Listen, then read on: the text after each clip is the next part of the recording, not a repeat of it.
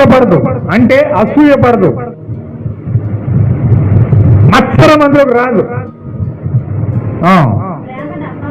డంబముగా ప్రవర్తించి గొప్పలు చెప్పుకోవడం ప్రయత్నం చేయదు. కొంతమంది చూడండి, వాళ్ళ కోసం వాళ్ళు డబ్బా కొట్టుకోమంటే పొద్దున నుంచి సాయంత్రం దాకా డబ్బా కొట్టుకుంటారు.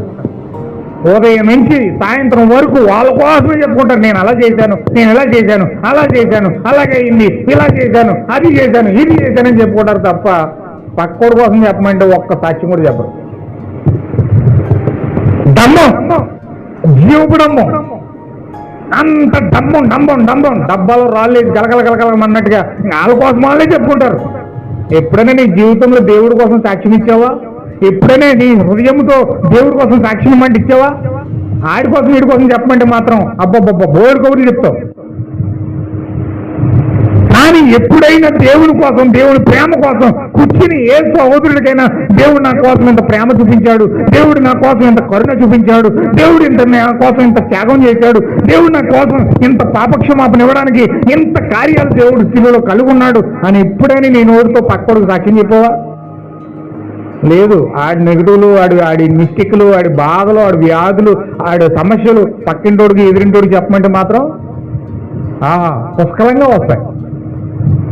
ఎప్పుడైనా నీ జీవితంతో దేవుడు నా జీవితంలో ఇలా కార్యం చేస్తున్నాడని ఎదుటి వ్యక్తికి ఎప్పుడైనా సాక్ష్యం చెప్పడం ప్రయత్నం చేశావా? అది రాదు. జీవపు డబ్బం అంటే ఏంటి? నీ డబ్బా నువ్వు కొట్టుకోవడం.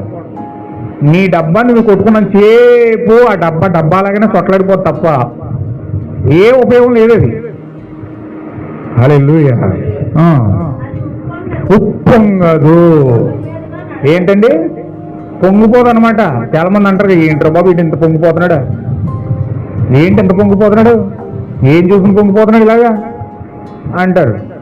అంటే లోపల ఏముంది?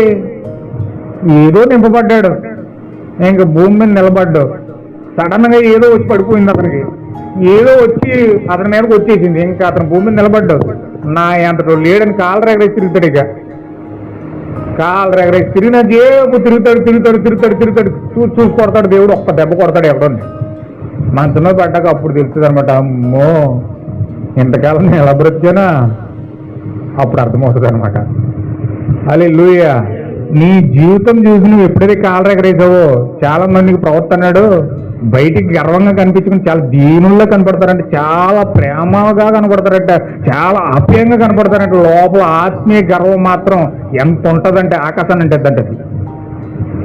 ఆత్మీయ గర్వం అనే మెసేజ్ బోధించాడు ప్రవక్త. ఆత్మీయ గర్వం అంటారు దాన్ని. అంటే వాళ్ళ లోపల